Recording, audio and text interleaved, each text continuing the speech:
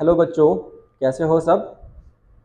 जो पिछली क्लास थी हमारी, जो पिछला वीडियो है, उसमें मैंने आपसे वादा किया था कि मैं एल्डिहाइड और कीटोन्स का पॉलीमराइजेशन रिएक्शंस आपके लिए लेके आऊँगा, क्योंकि छोटे छोटे दो टॉपिक बचे हैं। उसके बाद जो है हमारा कार्बोक्सिलिक एसिड स्टार्ट हो जाएगा। एक पॉलीमराइजेशन रिएक्शन है और दूसरा है आपका इलेक्ट्रोफिलिक सब्स्टिट्यूशन रिएक्शंस। और गर्मी थोड़ी ज़्यादा बा, तो चैनल को सब्सक्राइब कर दिया करो भाई, और सब्सक्राइब करवा भी दिया करो, है ना, क्योंकि आप नहीं करोगे तो फिर कौन करेगा। ठीक है, तो चैनल को सब्सक्राइब करते रहो, शेयर करते रहो, लाइक करते रहो, और जो डाउट है उनको पूछते भी रहो। ठीक है, वीडियो देखो जरूर। और आज हम स्टार्ट करने वाले हैं polymerization reactions of aldehyde and ketones. ठीक है, जो कि बोर्ड पे टॉपिक लिखा हुआ है। तो सबसे पहले जो है हमें इस पॉलीमराइजेशन का मतलब समझ लेना है कि पॉलीमराइजेशन क्या है। और देखो 11th क्लास में आपने पॉलीमराइजेशन रिएक्शंस पढ़ा था। आपने एसिटिलीन से बेंजीन बनाया था पॉलीमराइजेशन से, आपने पीवीसी बनाया था, पॉलीविनाइल क्लोराइड भी बनाया था, जो एसिटिलीन टॉपिक पढ़ते हैं वहाँ पे। ठीक है, तो पॉलीमराइजेशन रिएक्शंस आपने पढ़ रखा है, बट एक बार मैं आपको रिमाइंड करा देता हूँ। देखो, ये जो पॉलीमराइजेशन है इसको हम स्प्लिट कर लेते हैं टू पे, पॉली प्लस मर। ठीक, ये इस पॉली का मतलब होता है मेनी, है ना, या इसी को हम क्या बोलेंगे, लार्ज नंबर, है ना, लार्ज नंबर। और ये जो मर है, ये मर कहाँ से लिया गया है, दिस मर is taken from monomer. Monomer का मतलब सिंपल यूनिट, या तो हम इसको बोल दें स्मॉल यूनिट। ठीक है, और इससे क्या बनता है, इससे बनता है पॉलीमर। पॉली और मर से क्या बन गया, देखो आपको दिख रहा है, ये पॉलीमर बन गया। तो अब पॉलीमर का मतलब क्या हो गया कि when large number of monomer units combine together, when large number of monomer units combined together, the product formed will be called as polymer। ठीक है, क्योंकि ये स्मॉल यूनिट्स हैं, इनका जो मोलर मास होगा या जो मॉलिकुलर मास होगा वो कैसा होगा, लो होगा। और पॉलीमर जो है इसका क्या हो जाएगा, इसका जो मोलर मास है या मॉलिकुलर मास है ये कैसा हो जाएगा, ये हाई हो जाएगा। क्यों, क्योंकि यहाँ पे हुआ क्या है, यहाँ पे हुआ है कि large number of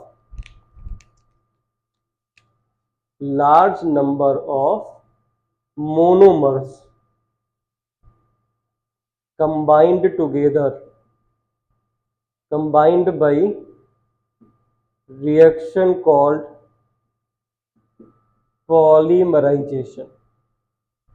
large number of monomers combined by polymerization to form polymer, and polymer have high molecular mass। ठीक है, तो अब पॉलीमराइजेशन का मतलब समझ में आ गया।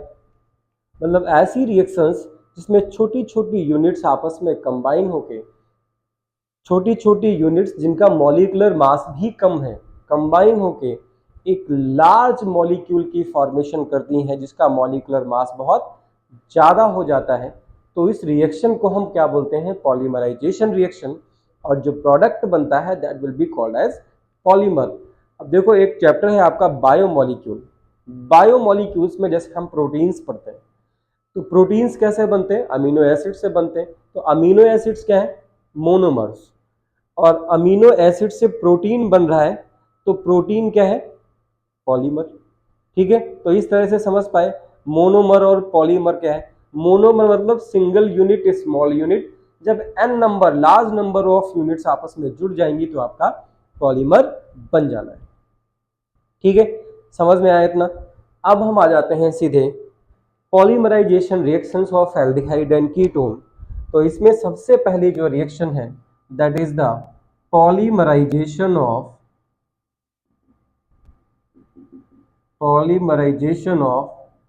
HCHO।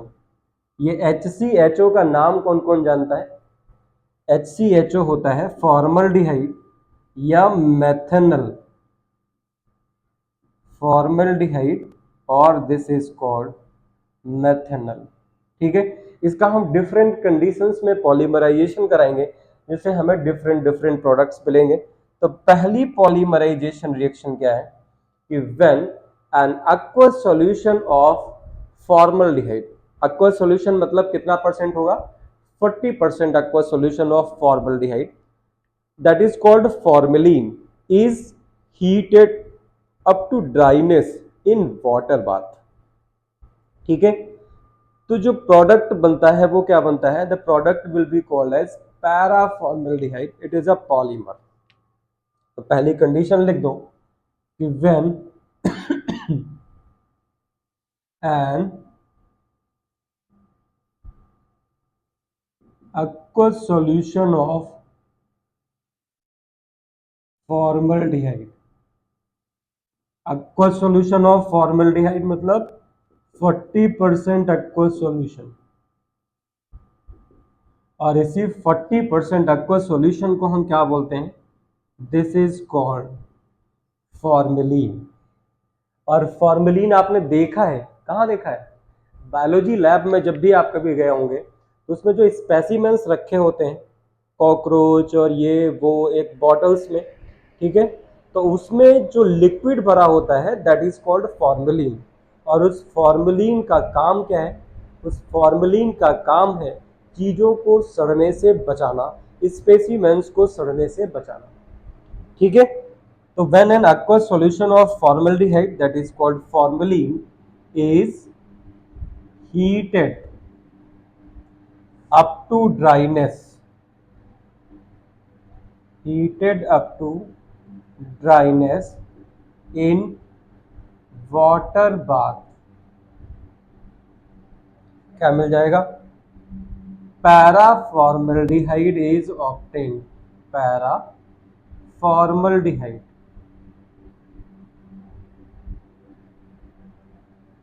पैराफॉर्मल्डिहाइड ऑब्टेन्ड। और पैराफॉर्मल्डिहाइड का कलर कैसा होता है, it is of white colour. अब इसकी इक्वेशन समझते हैं, रिएक्शन कैसे होगी इसकी। तो फॉर्मल्डिहाइड ले लीजिए, फॉर्मल्डिहाइड इज HCHO, इसके हमने n नंबर ऑफ मॉलिक्यूल्स ले लिए, ठीक है, और इसको हम वाटर बाथ में हीट करेंगे अप टू ड्राइनेस। फॉर्मल्डिहाइड का 40% aqueous सॉल्यूशन लिया है आपने। अब वाटर बाथ में हीट करोगे तो वाटर का बॉइलिंग पॉइंट है 100 डिग्री सेल्सियस, केल्विन में कन्वर्ट करोगे तो हो जाएगा 373 केल्विन अप्रॉक्स। ठीक, इसको जब हीट करोगे तो आपको मिल जाएगा पैराफॉर्मल्डिहाइड।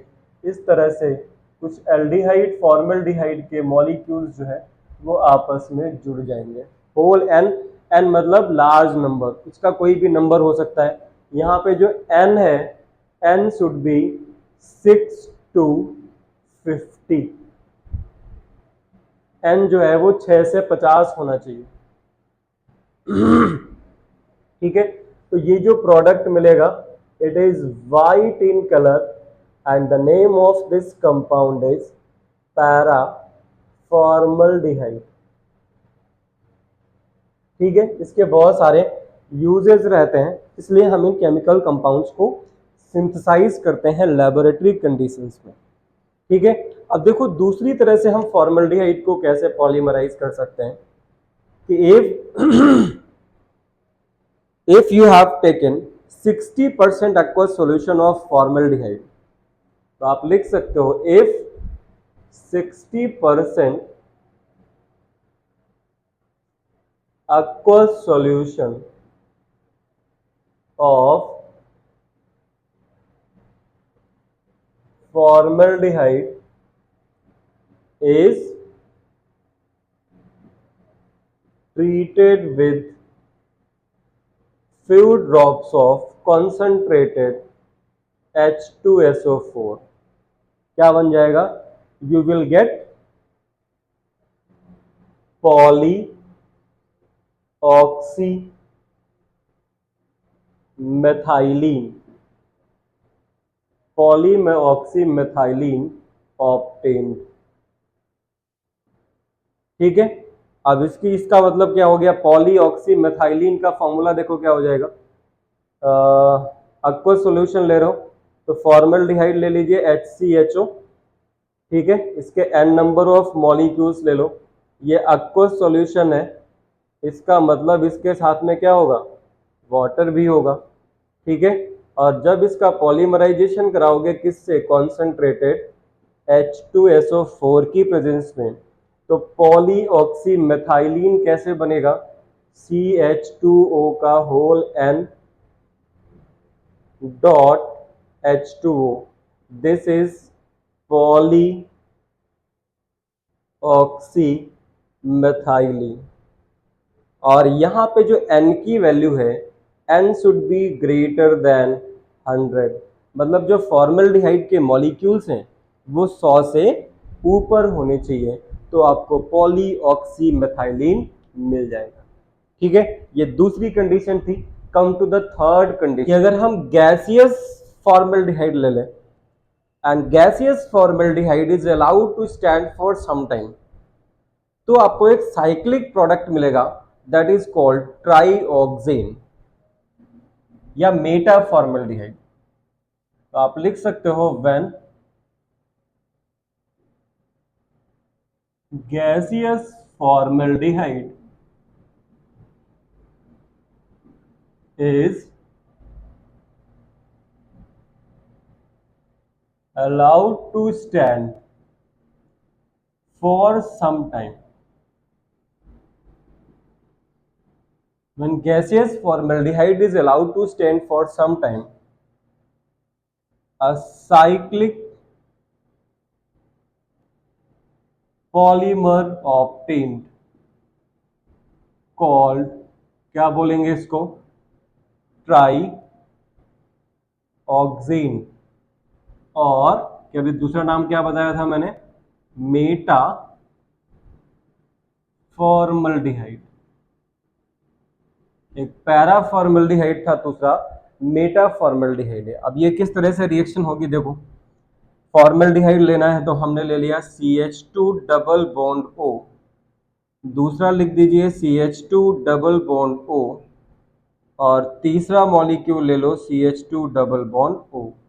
अब देखो ये जो डबल बॉन्ड का पाई इलेक्ट्रॉन है, ठीक है, ये ऑक्सीजन और कार्बन के बीच में शिफ्ट हो जाएगा, oxygen of first molecule and carbon of second molecule, ये भी इसी तरह से यहाँ पे होगा और ये भी इसी तरह से यहाँ पे होगा। तो अब प्रोडक्ट बना दो, ये भी पॉलीमराइजेशन है, जैसे एसिटिलीन से बेंजीन बनाते थे आप, सेम उसी तरह से बन रहा है कि फॉर्मल्डिहाइड लिया आपने, 3 मॉलिक्यूल्स ऑफ फॉर्मल्डिहाइड, ये फॉर्मल्डिहाइड है, ध्यान रखिएगा, ऐसा ना हो कंफ्यूज हो जाओ कि भाई ये गोल गोल क्या बना दिया, ठीक है। इसका पॉलीमराइजेशन कराया आपने तो प्रोडक्ट देखो क्या बन जाएगा, CH2, ऑक्सीजन आ गया, फिर दूसरा CH2, फिर ऑक्सीजन, फिर CH2, फिर ऑक्सीजन, और ये इस तरह से साइक्लिक कंपाउंड मिलता है, साइक्लिक पॉलीमर मिलता है, and the name of this compound is trioxane और मेटा फॉर्मल्डिहाइड, ठीक है। ये समझ में आया आपको। उसके बाद आ जाओ fourth type of polymerization of formaldehyde, क्योंकि under different conditions different polymers are obtain. तो फोर्थ कंडीशन देखते हैं, with polymerization with calcium hydroxide.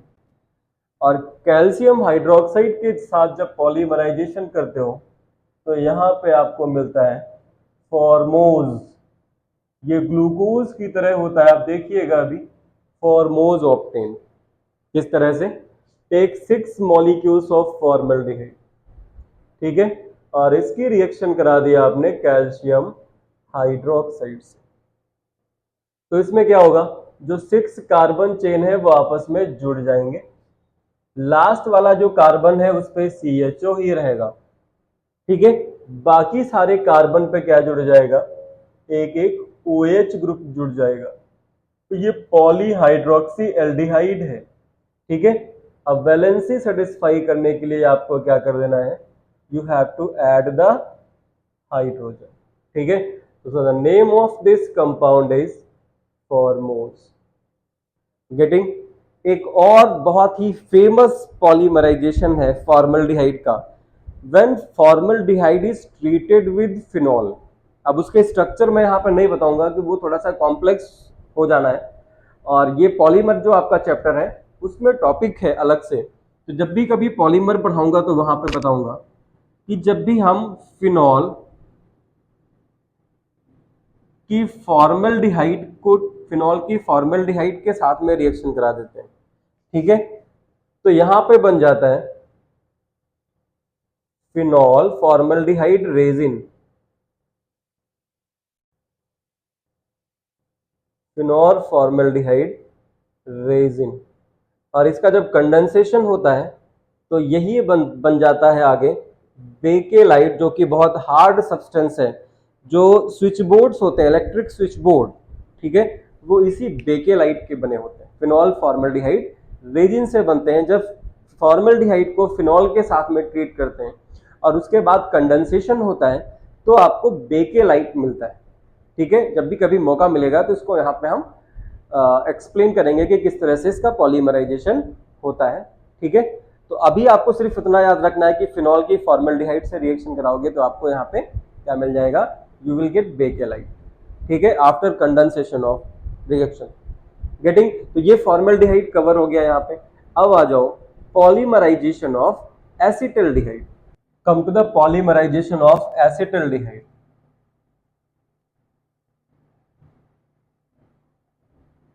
Polymerisation of acetaldehyde.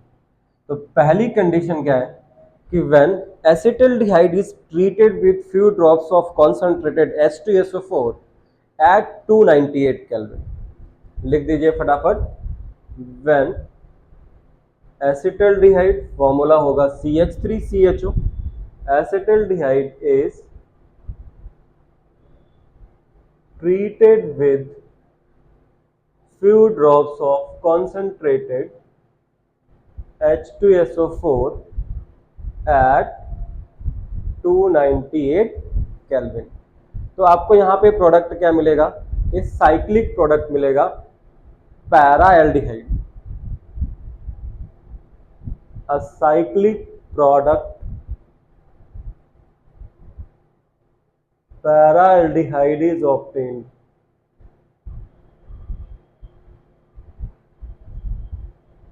ठीक है, a cyclic product para aldehyde is obtained and this para aldehyde is used as a hypnotic। ठीक है, medicine में इसको as a hypnotic use किया जाता है। फॉर्मेशन कैसे होगी, ये पैरा एल्डिहाइड है, ध्यान रखिएगा, और इसको हम बना देते हैं CH3 CH डबल बॉन्ड हो, CH3 CHO होता है, जैसे फॉर्मल्डिहाइड लिया था उसी तरह से ले लो।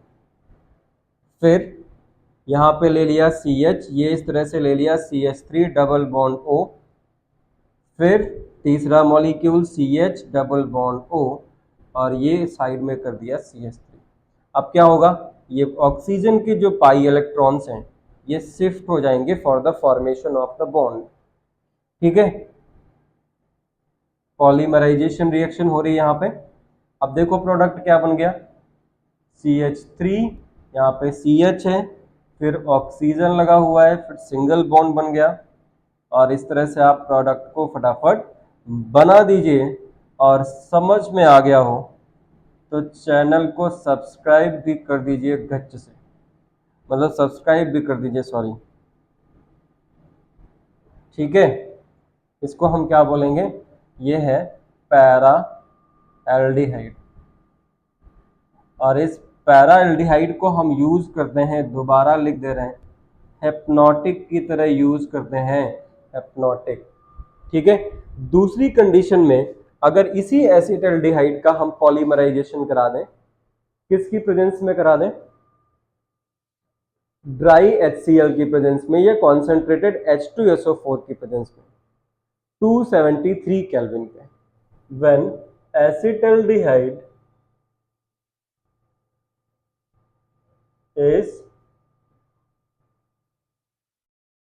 treated with concentrated H2SO4 और dry HCl gas at 273 kelvin.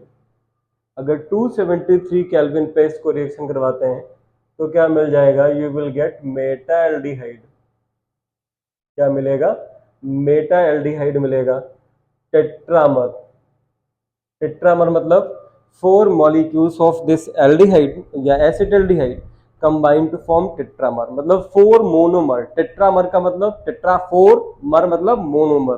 तो 4 एल्डिहाइड के मॉलिक्यूल्स जुड़ जाएंगे क्योंकि यहाँ पे मोनोमर एसिटाल्डिहाइड है।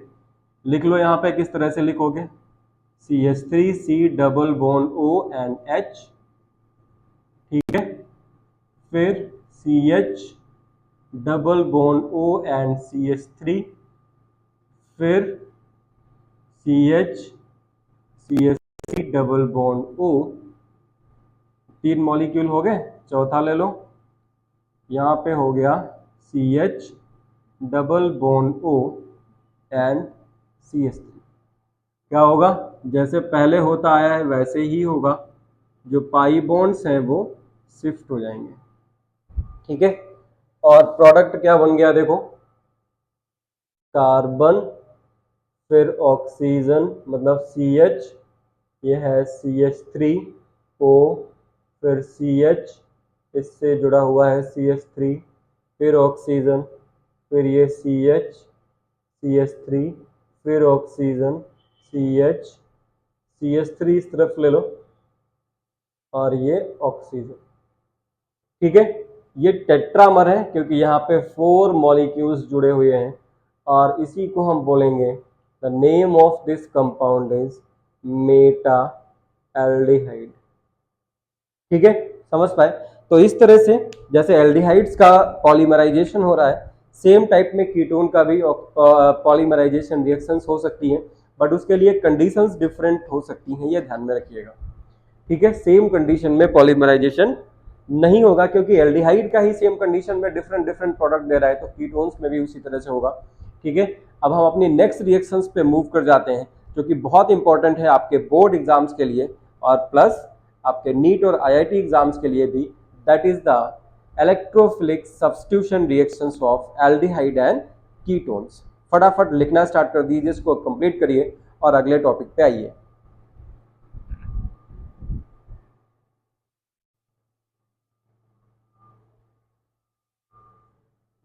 तो next and most important reactions, substitution reactions of benzene ring.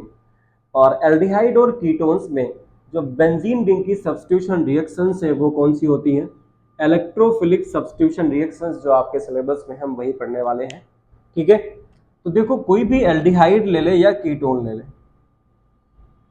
Aromatic की बात कर रहा हूं, ध्यान रखिएगा, एलिफेटिक यहां पे नहीं आएगा। तो एरोमेटिक एल्डिहाइड अगर आपने लिया C6H5 C double bond ONH, या इसका नाम क्या होगा, the name of this compound is benzaldehyde. और या तो आपने लिया होता ketone, aromatic ketone C double bond ON CH3, ठीक है। तो ये दोनों ही जो ग्रुप है, एल्डिहाइडिक ग्रुप या कीटोनिक ग्रुप, जब ये किसी बेंजीन रिंग के ऊपर लग जाएगा तो ये क्या करेगा, बेंजीन रिंग को ऑर्थो एंड पैरा पोजीशंस पे डीएक्टिवेट कर देगा। इसका मतलब हो गया कि दीज ग्रुप्स या this group acts as a ortho para deactivating group, ठीक है। तो इलेक्ट्रोफिलिक सब्स्टिट्यूशन फिर कहां पे होगा, electrophilic substitution reactions of this aromatic aldehyde and ketone will take place at meta position, not at ortho and para position, ठीक है। क्यों, रीजन बता दिया मैंने आपको ना। देखो किस तरह से होता है रिएक्शन, क्योंकि ये कार्बोनिल ग्रुप है, पोलर होता है, ये पाई इलेक्ट्रॉन्स को अपनी तरफ खींचेगा तो इस पे आ जाएगा माइनस और इस कार्बन पे आ जाएगा पॉजिटिव चार्ज। कार्बन अपने पॉजिटिव चार्ज को खत्म करने के लिए क्या करेगा, बेंजीन अपने इलेक्ट्रॉन दे देगा, तो कार्बन और कार्बन के बीच में डबल बॉन्ड आ गया और ये जो पॉजिटिव चार्ज यहाँ पे इस कार्बन पे आया था ये मूव कर जाएगा बेंजीन रिंग के अंदर। तो ऑर्थो पोजीशन पे देखो पॉजिटिव चार्ज आ गया। अब इसके रेजोनेटिंग स्ट्रक्चर्स फटाफट जो है आप एक बार देख लो। यहाँ पे पॉजिटिव चार्ज आ रहा है, डबल बॉन्ड की पोजीशन वैसे ही है, डबल बॉन्ड यहाँ पे हो गया कार्बन, जो ऑक्सीजन है वो O- के फॉर्म में आ गया, और ये इधर हाइड्रोजन। ठीक है, ऑर्थो पोजीशन पे पॉजिटिव चार्ज है। अब देखो क्या होगा, delocalization of pi electrons of the benzene ring. ठीक है, क्या हो रहा है, पाई इलेक्ट्रॉन मूव कर गया नेक्स्ट कार्बन पे, तो ये पॉजिटिव चार्ज आ जाएगा यहाँ पे। तो ये कुछ इस तरह से स्ट्रक्चर बनेगा। मैं जब उल्टा खड़ा होता हूं तो बढ़िया स्ट्रक्चर बनते नहीं है। पॉजिटिव चार्ज यहाँ पे आ गया, double bond CO- and H। ठीक है, पैरा पोजीशन पे पॉजिटिव चार्ज आ रहा है, मतलब इलेक्ट्रॉन्स की कमी है पैरा पोजीशन पे। नेक्स्ट स्ट्रक्चर देखिए, रेजोनेटिंग स्ट्रक्चर सारे पढ़ रखे होंगे आपने। ये पाई इलेक्ट्रॉन इधर शिफ्ट हुआ तो पॉजिटिव चार्ज आ गया इस कार्बन पे।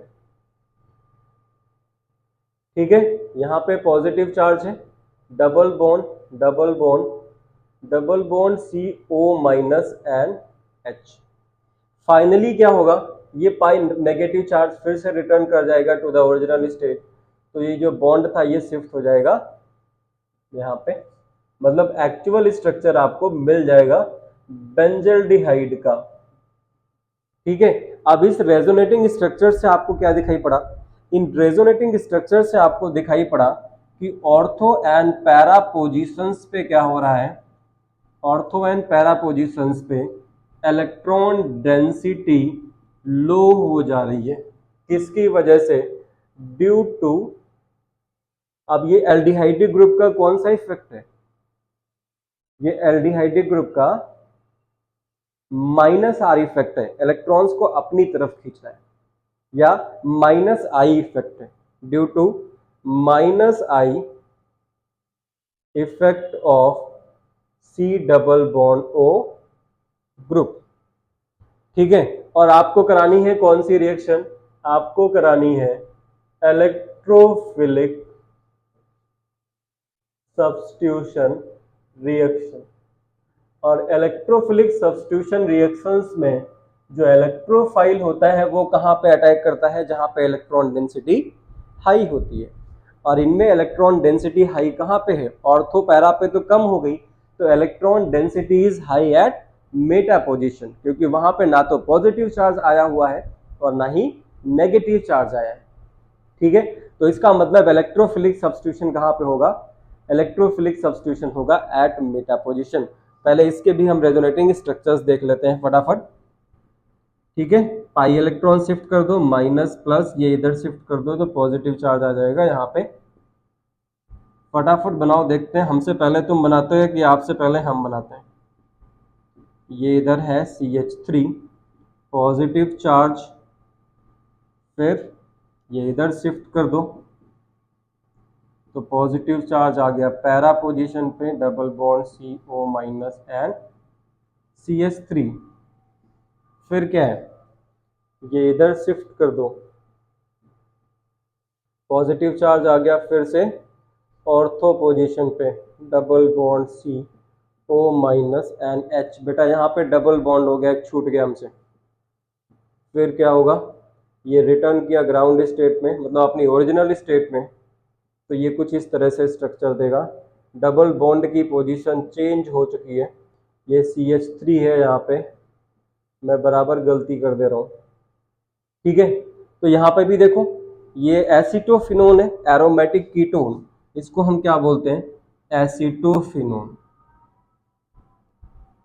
तो ये इलेक्ट्रोफिलिक, यहाँ पे भी क्या हो रहा है, इलेक्ट्रोफिलिक सब्स्टिट्यूशन ये कहाँ पे देगा, ऑर्थो पैरा पे देगा नहीं, क्योंकि ऑर्थो पैरा पे इलेक्ट्रॉन डेंसिटी कम है। हम यहाँ पे लिख सकते हैं as compare to the ortho and para positions, electron density is high at meta position. Electron density is high at meta position. So, electrophilic substitution reaction took place at meta position. ठीक है। अच्छा ये बताओ क्या Meta position आती है आपको? मैंने तो बता दिया मेटा और तो पैरा, आपको आता है? अगर आपको आता होगा तो समझ पाओगे भाई। देखो ये एक ग्रुप है ना, इसके आसपास की जो पोजीशंस है ये ऑर्थो पोजीशन है। ऑर्थो के बाद जो दूसरी पोजीशंस आती हैं ये पोजीशन, ये कॉर्नर, ये मेटा पोजीशंस हैं। और आप किसी भी स्ट्रक्चर में देखो मेटा पोजीशन पे पॉजिटिव चार्ज या नेगेटिव चार्ज नहीं आया हुआ है, तो पॉजिटिव चार्ज नहीं है वहां पे मतलब इलेक्ट्रॉन डेंसिटी ऑर्थो के और पैरा पोजीशंस के कंपैरिजन में हाई है, तो इलेक्ट्रोफिलिक सब्स्टिट्यूशन होगा कहाँ पे? At meta position. अब सबसे पहले रिएक्शन पे आ गए हैलोजिनेशन। अब देखो हैलोजिनेशन में एक समस्या यहाँ पे और आ जाती है एरोमेटिक एल्डिहाइड और कीटोन्स में। एरोमेटिक एल्डिहाइड और कीटोन्स में इलेक्ट्रोफिलिक सब्स्टिट्यूशन में बेंजीन रिंग का जो सब्स्टिट्यूशन है जिसको बोलते हैं हम nuclear substitution is difficult than the side chain substitution. मतलब ये हो गया कि जैसे आपने बेंजल्डिहाइड लिया C6H5 and C double bond O and H. The name of this compound is benzaldehyde। ठीक है, इसकी अगर हम क्लोरीन से रिएक्शन करा दें लो टेम्परेचर पे, ठीक है, तो क्या होगा? वैसे तो सब्स्टिट्यूशन होना चाहिए था मेटा पोजीशन पे, Cl यहाँ पे जुड़ना चाहिए, बट यहाँ पे क्या होगा? यहाँ पे हो जाएगा बेटा साइड चेन सब्स्टिट्यूशन। फटाफट लिख डालो साइड चेन सब्स्टिट्यूशन। क्यों? क्योंकि side chain substitution is easier than nuclear substitution. Reason क्या है? फटाफट लिख दो यहां पे, because side chain substitution is easier than nuclear substitution. मतलब आप ऐसे समझ लो कि बेंजीन के हाइड्रोजन को सब्स्टिट्यूट करना डिफिकल्ट है as compared to side hydrogen, substitution of side chain hydrogen. ठीक है, तो यहां पे प्रोडक्ट फिर क्या बन जाएगा? यहाँ पे प्रोडक्ट बन जाएगा C double bond O and Cl, है ना। The name of this compound is C6H5COCl benzoyl chloride, और प्लस क्या निकल गया? HCl। ठीक है, इसी तरह से अगर हम एरोमेटिक कीटोन ले लें, एरोमेटिक कीटोन का मतलब हो गया आपने ले लिया C6H5 C double bond O and CH3। ठीक है, क्या नाम है इसका? The name of this compound is acetophenone. और इस एसीटोफिनोन की भी हम क्लोरीन से रिएक्शन करवा दें लो टेम्परेचर पे ही, तो क्या होगा? सब्स्टिट्यूशन कहाँ से होगा? साइड चेन से। न्यूक्लियर सब्स्टिट्यूशन डिफिकल्ट है इस वजह से, तो ये बन जाएगा C double bond O and CH2Cl। ठीक है, समझ पाए? नेम तो लिख ही लोगे इसका, मुझे पता है। ना लिख पाना तो मुझे कमेंट करना, मैं बताऊंगा। वैसे IUPAC ही नेम लिखो। ठीक है, अब देखो अंडर सम ड्रास्टिक कंडीशन अगर हम एसिटोफिनोन ही लेते हैं C6H5COCH3 और इसका हम हैलोजिनेशन कर दें, ब्रोमीन से सपोज रिएक्शन करा दिया in excess of anhydrous AlCl3, तो ये इलेक्ट्रोफिलिक सब्स्टिट्यूशन है।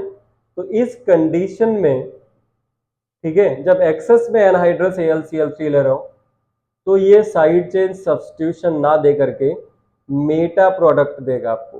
The name of this compound is Meta bromo, और COCH3 होता है C6H5COCH3 होता है एसिटोफिनोन, तो प्रोडक्ट हो गया मेटा ब्रोमो एसिटोफिनोन। ठीक है, समझ पाए? एक चीज और कि अगर हम एल्डिहाइड ले लें C6H5CHO ले लें, इसकी ब्रोमीन से रिएक्शन कराएं एनहाइड्रस AlCl3 की प्रेजेंस में, तो यहाँ पे ये रिएक्शन नहीं होगी। क्यों? क्योंकि हैलोजन कैसा है, हैलोजन जो होते हैं दे आर ऑक्सीडाइजिंग एजेंट्स। ये क्या है? ये ऑक्सीडाइजिंग एजेंट्स हैं जो एल्डिहाइड को ऑक्सीडाइज कर देंगे, किसमें? बेंजोइक एसिड में ऑक्सीडाइज कर देते हैं। इसकी वजह से बेंजल्डिहाइड ये रिएक्शन नहीं देता है। ठीक है, next come to the nitration and sulphonation.